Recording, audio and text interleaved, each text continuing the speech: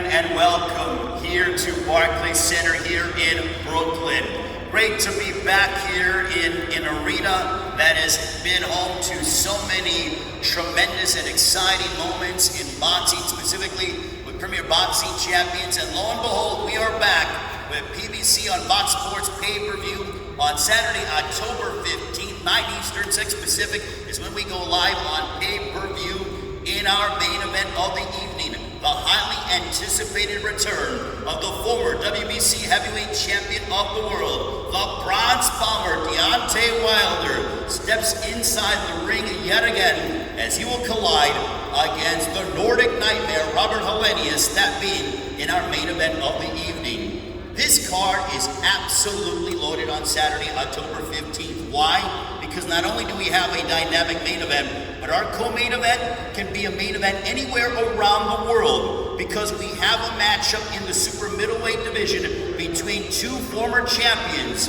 The returns of Caleb Sweethands Plant, as he will make his way inside the ring. Across the ring from him on Saturday, October 15th, will be Anthony the Dog Dirrell. Now, tickets are available right now. You can purchase them on SeatGeek.com, BarclaysCenter.com, or if you are here in the New York, Brooklyn area, you can purchase them in person at the American Express box office here at Barclays Center. Now, just to give you an idea of the ramifications of both fights, both Wilder and Helenius and Plant and Dirrell are eliminator fights. So they are both eliminator fights. Wilder, Helenius in the heavyweight division, for Plant and Dirrell in the super middleweight division. It's all being promoted by Bomb Squad Promotions and TGB Promotions, presented by Premier Boxing Champions.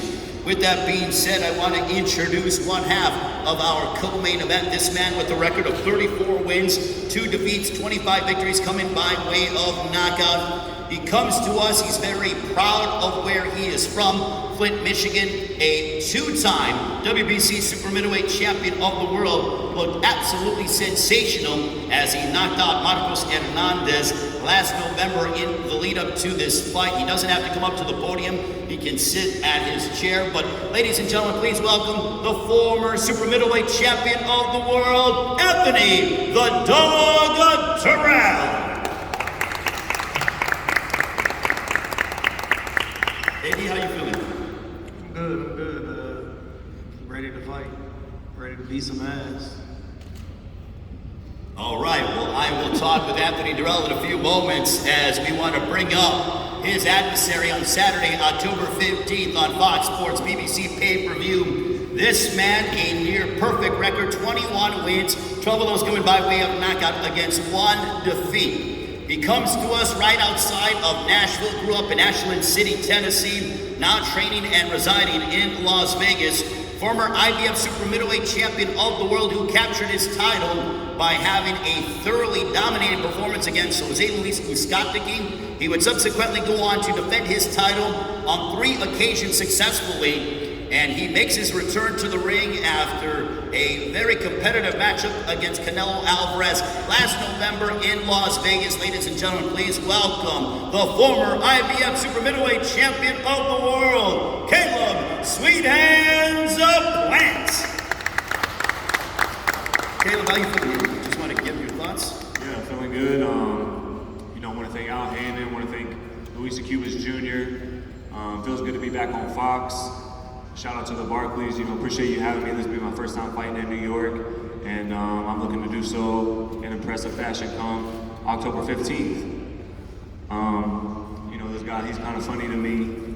He's got a lot to say about me. He says, I hate him, and, I know that's a strong word, but I hate him, and, he irks me. I guess I irk him because, I may not hold hands with everyone else in my weight division and, be all buddy-buddy with him, and, stuff like that. I don't know what his deal is with me. He's got a lot to say about me. But the thing is, he don't even know me. I never kicked it with him, never hung out with him. He don't even know me. So October 15th, there's definitely gonna be fireworks. He's even running, man. Stop it. Sounds good. Running. Sounds good. Running. So, you ain't never sat there with nobody. Even on his social media the other day, he had the Bernard Hopkins versus Joe Kozlowski thing. You ain't never sat there with nobody. Run. saying, I'll never let a white boy beat me. I'll never let a white boy beat me. And, you know, boxing nor life has ever been about race or color to me. But you remember what happened in that fight, right? You said that's what you wanted to post up. Do you remember? So, you know, like I said, it ain't never been about race or color to me. But come October 15th, when I do beat him, it won't be because I'm white. It won't be because of what I look like. It won't have nothing to do with none of that. It'll be because I'm better than him. It'll be because I'm better than him. That's why I'm gonna beat him. But he already knows that, and that's why he hates me. Because like I said, he don't know me personally. He don't know me enough to hate me, so why would you hate me unless you know that you can't fuck with me? That's why he hates me. He gonna really hate me on October 15th, So Anthony, we heard Caleb go ahead and give his thoughts on, you know, there seems to be some bad blood between you two, but from your perspective, where does this all stem from? I mean, was there a specific, you name somebody that liked them. Nobody likes them, man. Nobody. And again, he making a point to, you know, let everybody know no one in the weight class likes you. If you do like Caleb, and if you do like him, then you're not in his weight class. Why would I care if anybody in my weight class likes me? Why is that my concern? Well, then why are you saying that? I'm asking, why are you saying that? Why would it be my concern? I don't like you. You don't have to like me. Yeah, good. Ain't none of my business. All right, if you like me. don't worry about my opinion. That's my opinion to you. And everyone else in the weight class don't like him.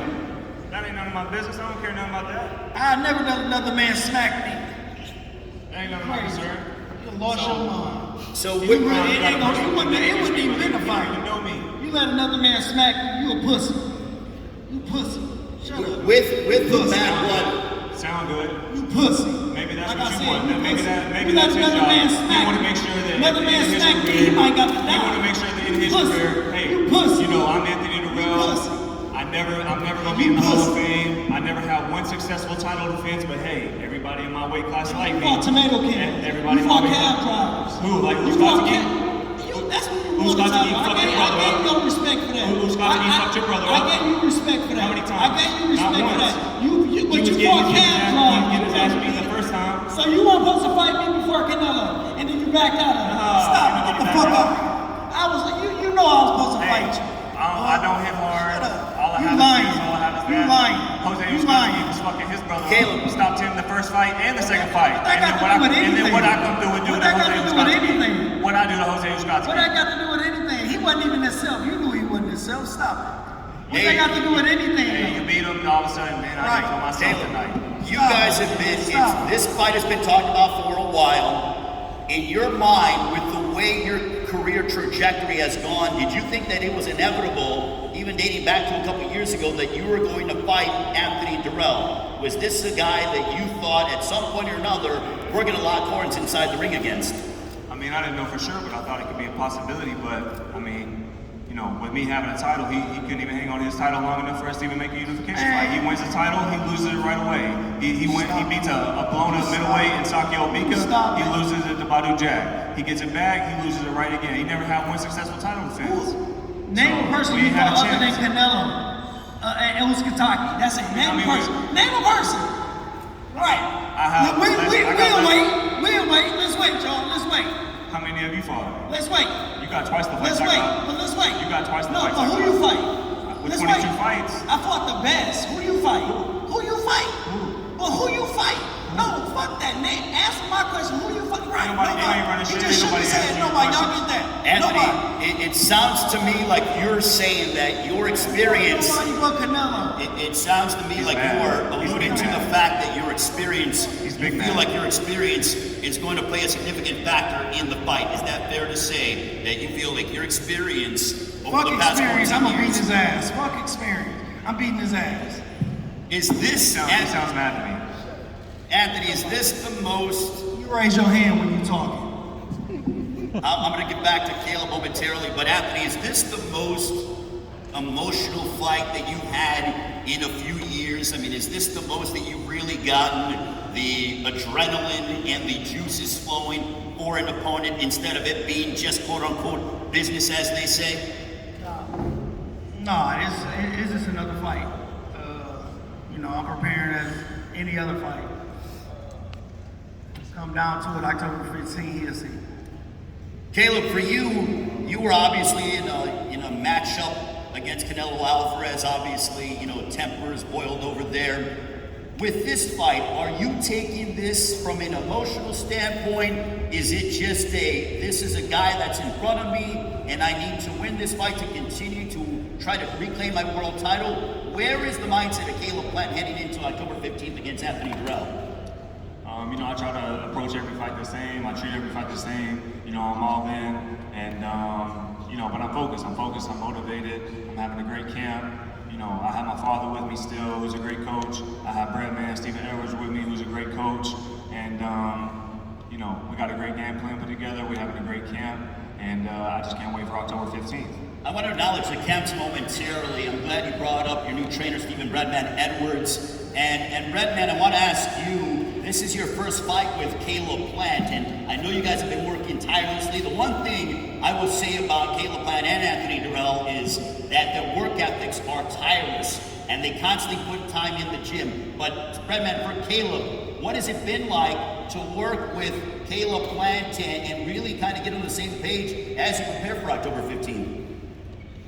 It's been a pleasure working with him. It's funny because, when he first approached me, my dilemma was, can I go away, be away from my kids that long, and it has to be a fighter that's worth it.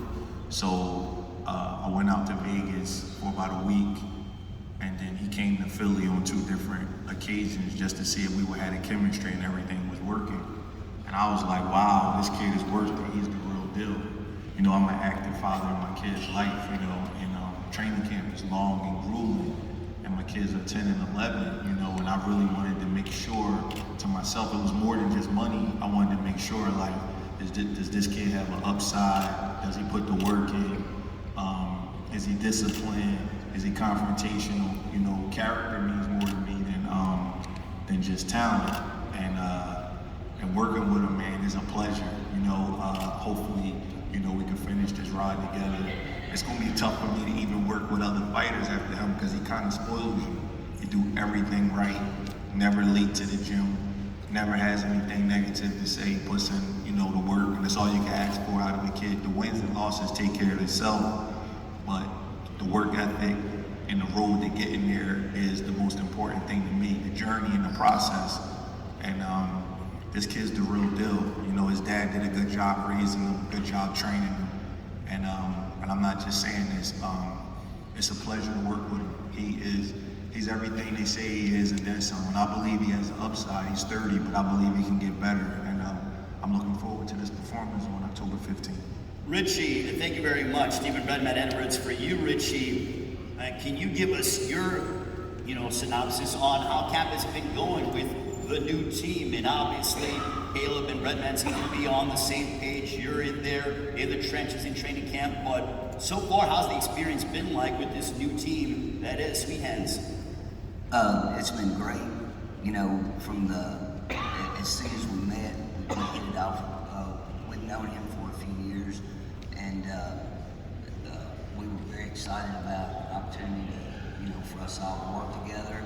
And camp is just going great. He's a great coach, very smart, got all the experience and the savvy, and we work well together. We, our thoughts on boxing are pretty much the same, and we say mostly the same things. Just kind of a taller, better-looking version of me. I see.